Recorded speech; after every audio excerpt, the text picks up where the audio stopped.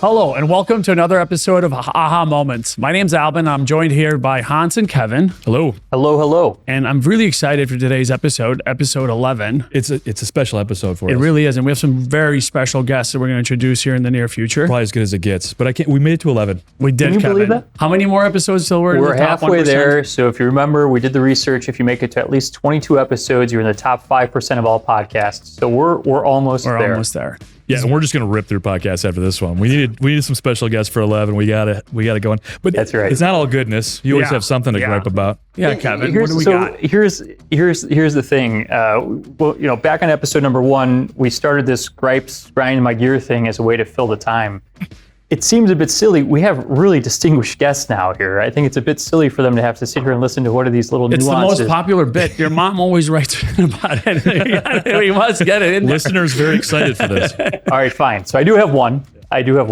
Lately, what's been grinding my gear is the one-time password. You know what I'm talking about? You can't go to a website these days without getting a text message on your phone, right, to essentially say log in. Now, I'm not logging in trying to get like nuclear codes or anything. I'm literally trying to log in to sign up my son for swimming lessons, and you have to log in and get this code on your phone. Yeah.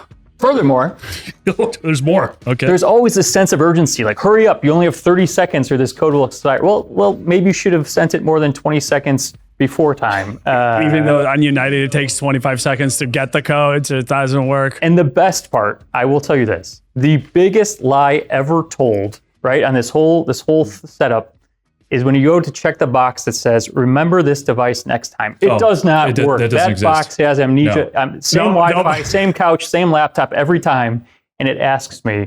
No one has remembered my device since the existence of my devices. All of them. It's so annoying. I have another one in that vein, though, that I think you'll like. So every week I get an update from ComEd, and it tells me that I am well ahead of my neighbors in electricity usage, and I'm going to get a big bill. Turn off So your lights. I've interviewed and surveyed all of my neighbors. We're all above average. So I don't know how big this neighborhood is, but I want to find somebody that says you're using less electricity than your neighbors. Do you know anybody? No, I don't. Okay. I don't. I honestly, on this topic of remembering devices, it's tax season. You go to pay taxes.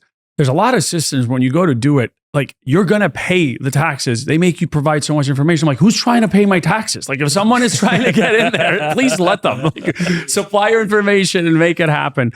A lot has happened since our last podcast. We haven't podcasted since Thanksgiving of last year. I know. I blame Kevin, I think. What was your favorite thing that happened? You know what? I don't know if you guys heard about the national champions this year for college football. Was it University of Illinois? I assume it's Kevin? Alabama or Not Clemson? this No, year. it's Indiana University led by Kurt Signetti, who wins. And if you don't believe him, Google him. It shows up. So that was a big highlight of the time so far. What about to you? Yeah, thank you. Yeah, no, I was excited to watch a lot of Winter Olympics. That was fun. We just got through March Madness.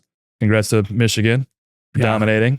Big Ten. The world continues to evolve, and I think the messages we keep talking on the pod continue to prove, right? Yeah. A lot of movement, a lot of change, and I think we keep seeing that tighter teams are winning big as the world continues to evolve. We did have a disappointing loss, though, so we're all, I think, excited about the World Cup coming up. Yes. And this year they're changing to a new format. They're bringing extra teams in, and we actually had our good friends from Kosovo playing Turkey to play into the USA pool. I have never been more excited, and I almost flew to Turkey. I'm worried it was because I didn't show up that they lost, because they were going to play US in America, first time ever, which is incredible. It would have been so good. Well, knowing that thank we you for are rooting for us. always next the year. number one podcast in Kosovo, and we're talking today about leadership and philanthropy, and I do want to get to our guests, but I think it's really important to share how much we give back. We talked about Evan Scholars. We'll be talking about Big Shoulders today.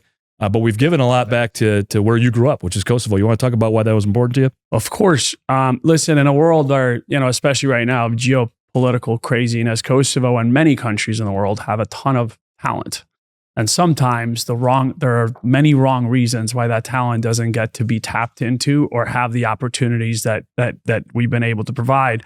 I remember when we went to Kosovo the first time to see, hey, should we open up an office here? And introduced Hans to a bunch of the folks there. And you immediately were like, these are some of the smartest people I've ever met. Yeah. We should hire all of them. Like, we should. But the reality is they didn't have these opportunities in the past, right? Because of many reasons, mostly political at the time, to be able to work on brands like we do. And I think the greatest thing we've done is you guys were ambassadors of America there. They got the opportunities that they would never get, right? To work with some of the craziest brands in here, to create a career. And literally, I think of all the things we've done, maybe one of the best things we've ever done to bring these young minds to the Western world, to give them opportunities that don't exist and truly change their lives. It's incredible. Yeah, and awesome. I'm grateful 100%. you guys partnered with us to do that, which is why we're here talking today about philanthropy. Yeah. And I'm excited today. I could go on probably for about a half hour with our two guests today. I'll try to keep it short on the intros and let you introduce yourselves. But thank you both for coming in. Josh, as much as I love you, I'm going to start with Carol. That's the right choice. So we have in our presence Carol Lavin Bernick. She is the CEO of Polished Nickel Capital Management. That's her day job now. But prior to that, she spent 37 years building Alberto Culver from $1 million brand to a multi-billion-dollar brand, selling it in 2011 to Unilever. She also sits on several different boards, including the Northwestern Health Network. You've been heavily involved in Big Shoulders. You were the ex-chair of your university at Tulane. You're an author, you're an inventor. Like I said, I could go on forever, but why don't you give us an intro to you and kind of your professional journey and where it's taken you? Well, thank you for having me. And Josh is going to speak 50% of the time. We're in trouble Your story here. is so much better. We're in trouble here. Well, let me start with my parents. My mom grew up food insecure. My dad grew up probably lower middle class. Probably has a lot to do with our philanthropic journey that we'll talk about later. Very lucky. My parents bought the Alberto Culver Company, tiny company in California for $400,000 back in 1955. Wow. My mom worked next to my dad their whole lives. Kind of fascinating. In the first 9 years, they took it from $400,000 to $100 million back in 1955. It's wild. I joined in 1974. I went to Tulane. I followed my boyfriend down to Tulane University. My parents thought it was a Newcomb College of Tulane, that it was a girls' school. Not really. But anyway, I fell in love with New Orleans, and I fell in love with that school, and a lot about that later in my charitable journeys also. But I started at Alberto in the new products department, and I kind of grew up at a dinner table with marketing being talked about all the time. Created new products. I'm lucky to have created Static Garden, Mrs. Dash, Molly McButter, Baker's Joy, helped take Tresemme from a tiny little brand that we bought into one day having to sell the company because it got so crazy big. Turned it into a $600 million brand. Amazing. And Unilever came a-coming, but we could talk about that later. Not that you need to know everything about me, but I had high-risk pregnancies. And I had a 4.5-pound baby who is now 6'2" and wonderful.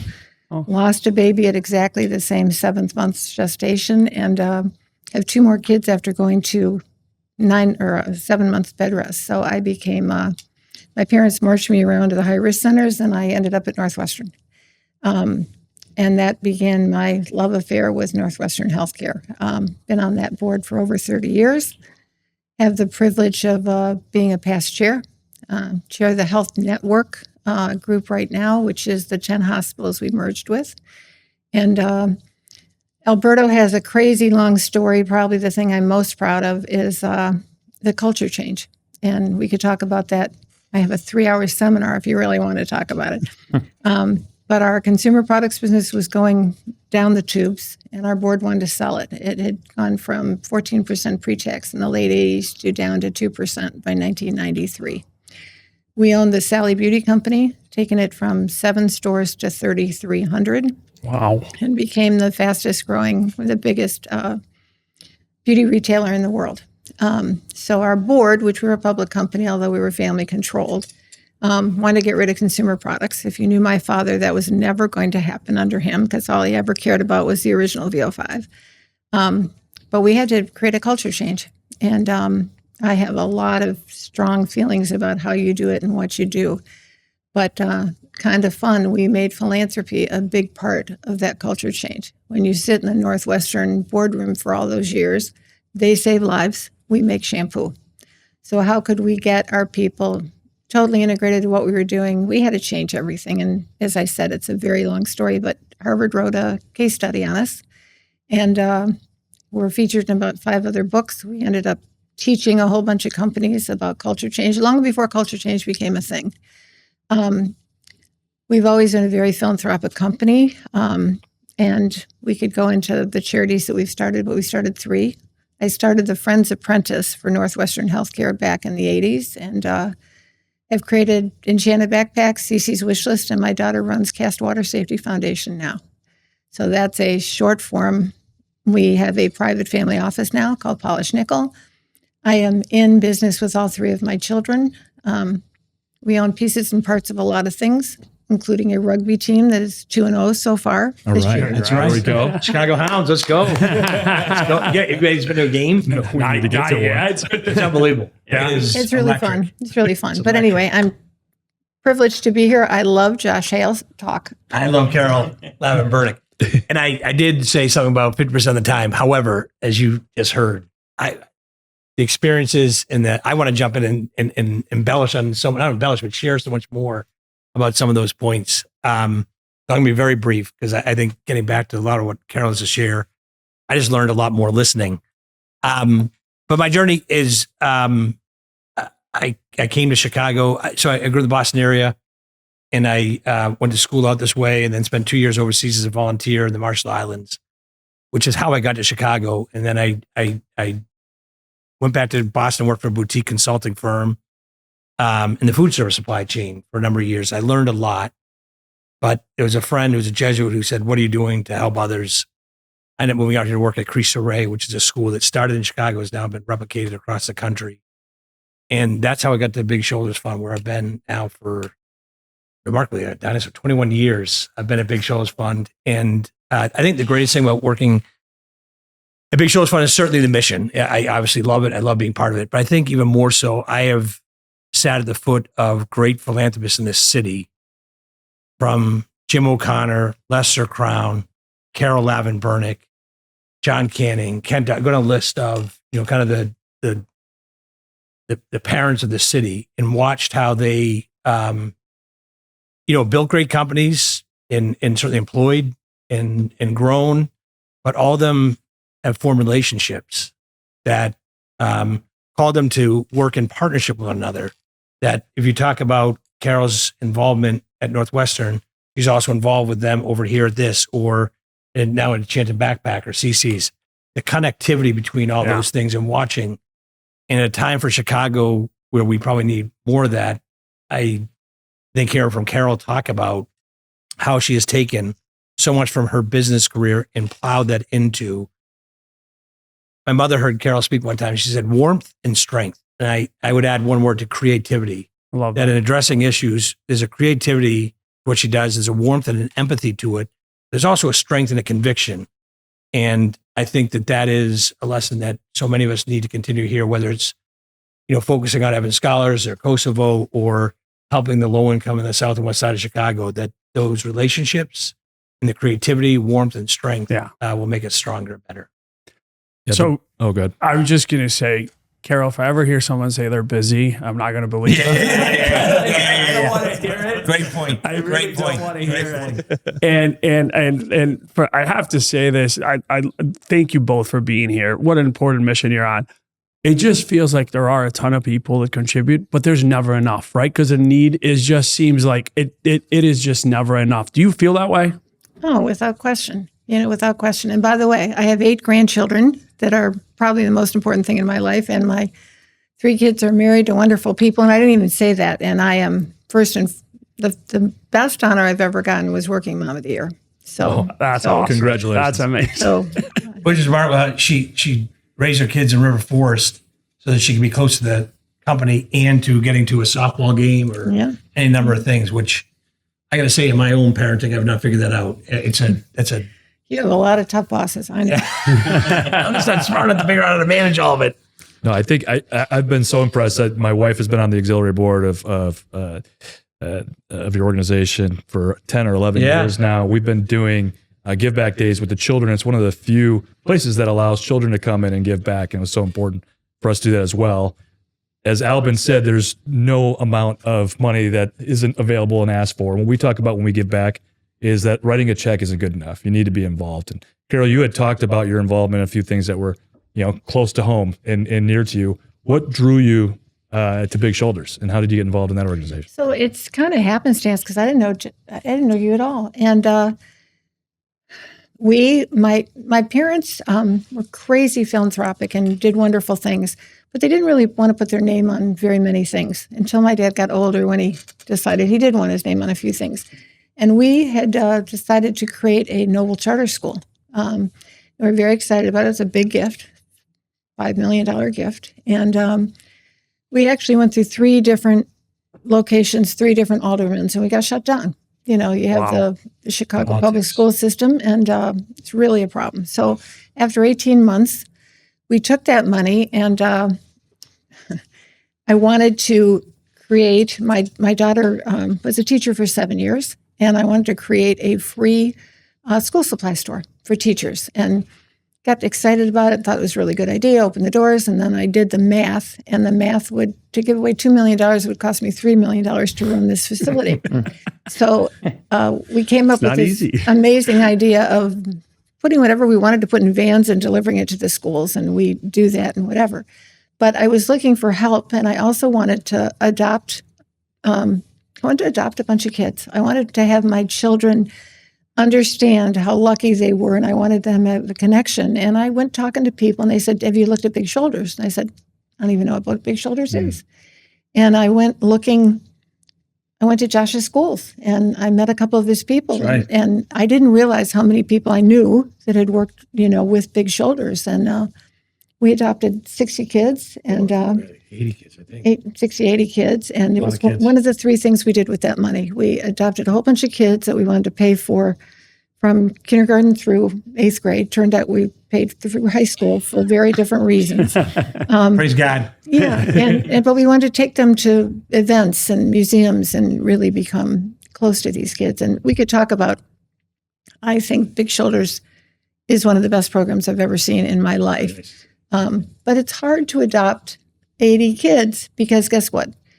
Anytime they get another $7 from somebody else, the kids will go to another school. And so, we've supported Big Shoulders. We will continue to support Big Shoulders Enormously. Josh is my personal, I shouldn't say this out loud, he's my free garage sale. It's like anything we Say it. I love it. anywhere in the Huge help. world.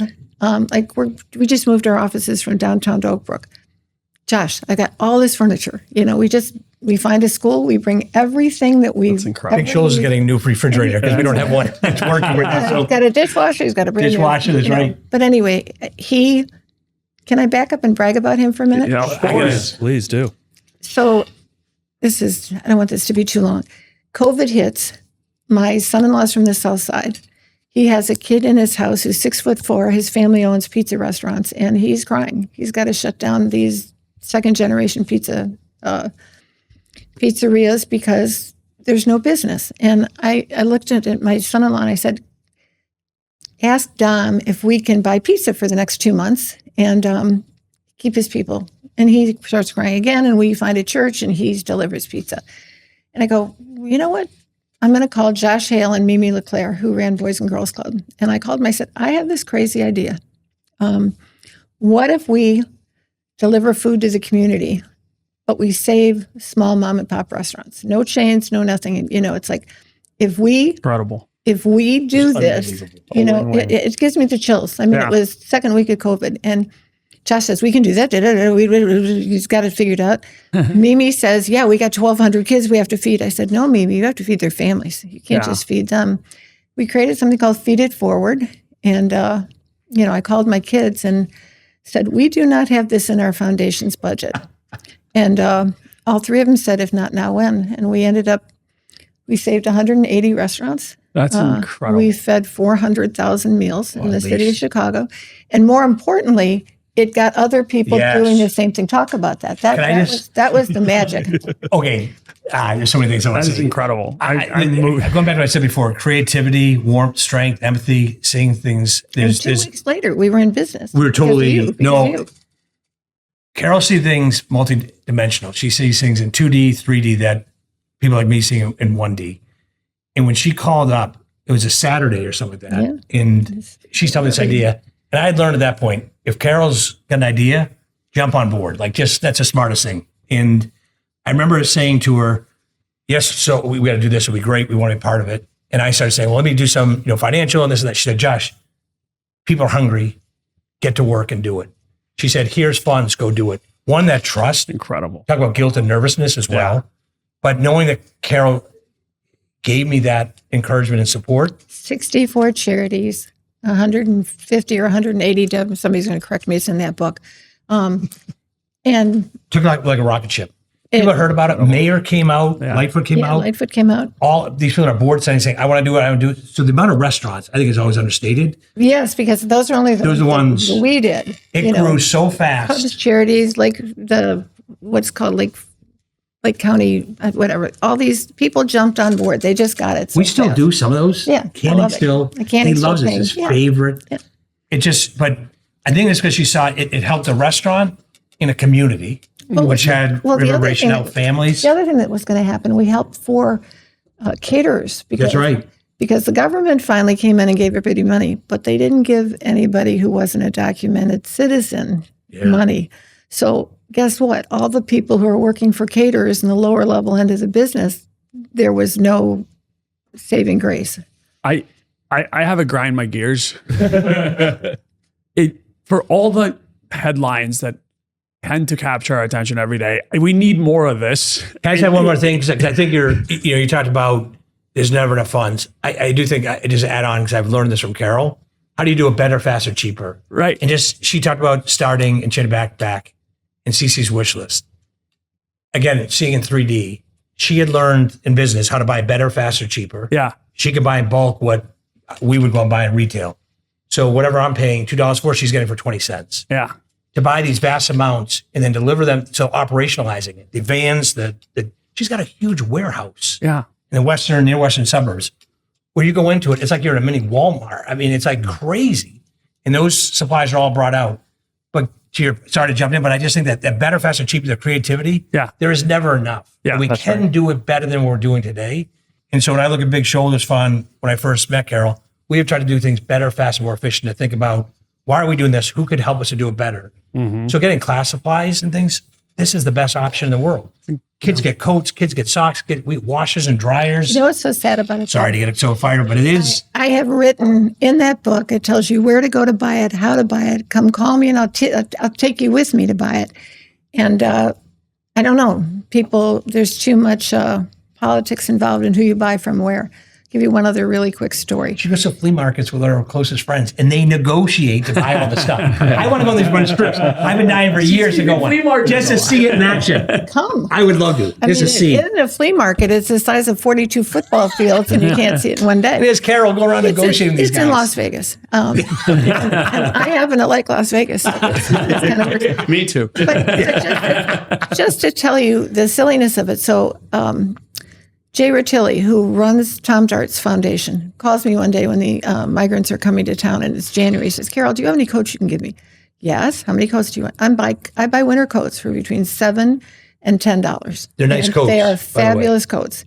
And Brand name. I said, yes. I said, I'll give you $1,500. Where am I delivering them? I can do it this week. 5 months later, we delivered those coats. Aldermen fighting over who was going to get credit. Where are we going to bring it? It's dry. You call Josh Hale, you get an answer, and 3 days later you're going to work. Playing with. I'm smart enough to jump on with whatever Carol says. Believe This me, is why I'm saying I learn much. these are the right headlines. Yes. That is actually what makes the issue. You're right. Yeah, It's like just do it, damn it. Let's just do it. Well, Josh, to that end too, because you're one of the most connected people I know in Chicago, right? You do get this opportunity to meet and hobnob with all these people, right? Learn from. I tell you what, mostly learn from. What do you think has been the key of your success in getting people? There's a lot of cynical folks out there, to Alban's point too. They'll be like, hey, millionaires and billionaires, they're keeping their own money, they're not giving. And yet I see this every day at Big Shoulders. Right? We had Ken Doughton on, and we have Carol, we have several people involved in the organization. Why are they attracted to what it is you're providing? I'm going to quote Carol Lubin, what she just said, that we are a opportunity for students from low-income communities, families that want their child to be in a school that is safe, effective, and efficient at putting their child on a pathway to a brighter future, while at the same time infusing that with a values-based education.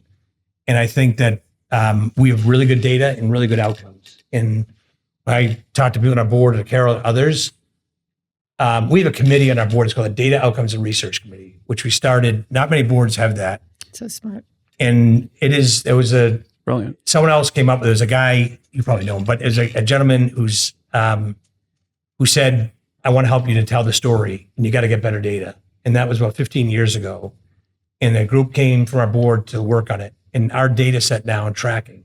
And so if you say, I have $1 to put into something and I want to make an impact, we can show you the percentage from here to here that will find a pathway to this outcome. Employed, voting, good citizen, all that we track all the way And through. hundreds of thousands of kids. You know, Yes. it's like 20,000, was it 20,000, 20,000, yeah. every year? 25,000 every year, sorry, yes. Yeah. And the most millions amazing- since we started. The most amazing thing to me is the exposure aspect. Alban grew up in a country where he wouldn't have had any exposure here. Lucky enough to win the lotto to come to the U.S. He does this Evan Scholar program, and he gets exposed to something. Geysers, I love that. Right. You had your mom who was, Died with 7 freezers full of food. Oh, For wow. her dad. God bless her. I don't know. I don't know. You couldn't throw away anything. Yeah. You know, it's like, it's okay. I adored her, but you couldn't throw away. Yeah. You know the old fashioned fruit cocktail in the can? Yeah. Couldn't throw out the juice. You know? I love it. Oh, Well, you know, she remembered. hey, Yeah. that's what we're serving at the party later today. Yeah. Fruit juice. Yeah, you'll enjoy that. It's good. Hopefully spiked. I'm curious from your perspective, what's more important, time, money, or network? oh, that's interesting. It is. Network. You know, I mean, look, if you can you change what you measure, the data is terribly important.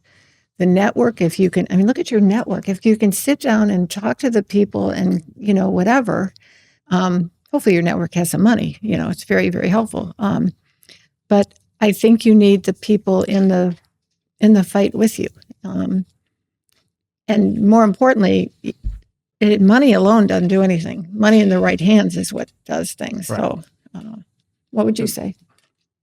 I would say ditto network. And for all the same reasons, I just add on that Carol and I were talking a little bit before we started. And it was about, you know, you have one reputation. Yep. In life. And if you don't use that wisely, and if you are honest, transparent in your work, a network, and you're, again, going back to data and doing all that, I think that your network will build and will be more supportive. I think, again, I a chanted backpack. I think that it's so transparent. Like, we cover everything. By the way, if you give a donation, here's where the goods will go, to the school you want. Or 100% of 100%. everything is a gift. Our family foundation underwrites every single thing that has anything to do with administration. And our family office does the taxes and the legal and the warehouse guys, and all of it's all underwritten by us. So, you know, we turn quarters into dollars. We absolutely do. And I think that, coupled with the network, what could possibly go wrong? Everything could go right from that. I mean, people trust Carol. They know Carol. We've done the whole back office. And by the way, I'm going to buy this cheaper, and I'm going to bring them to a school in the South and the West Side, or to migrants who are showing up this. Yeah. I mean, it's just remarkable. I think Carol also might just be a network. Yeah, On her own. Carol might be that. This is unto itself. We're talking when we first got here, like Verizon.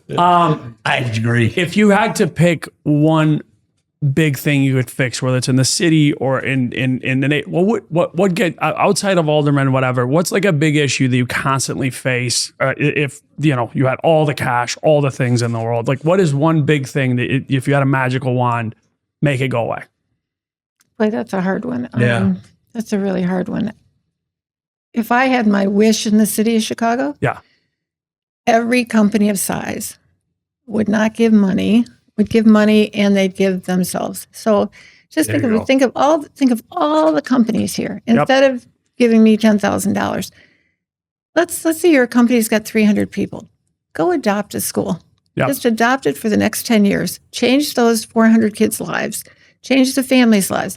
Multiply that by all the companies that we have in Chicago. And everything Take goes the away, Boeing company and align them with the Chicago public school system, not just for, it's like people are so smart, and so some people will underwrite a van of, it costs us $10,000 to bring $40,000 worth of school supplies, books, everything to a school. And when I get those people to that school and the kids are screaming at the top of their lungs and they've got all these signs and everything else, We hook them. Yeah, I mean, we get them. And when the teachers are out there crying because nobody's ever done this before, and I am a huge believer that you need to teach people to fish, not just feed them. I get that. But if you don't have the clothes, if you don't have a washer dryer in that school so the neighborhood can come and wash the uniforms, then the kids do not come to school and the attendance goes up. I can keep going. Incredible. So. Yeah. I just love the last thing she said about the practical, because sometimes that gets lost in philanthropy. At the end of the day, if they don't have food and they don't clothes. You can't get a job if you don't look decent. That's right. We have a dinner twice a year with 10 representatives from 10 different schools. And we said, what do you need? What we giving you that is too much that you don't need? You know what the number one request is? Deodorant.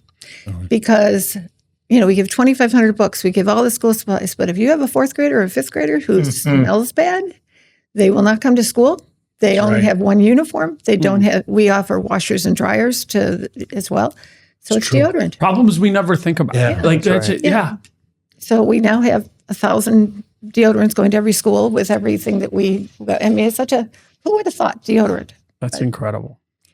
Just point out, because it could get lost in all of it.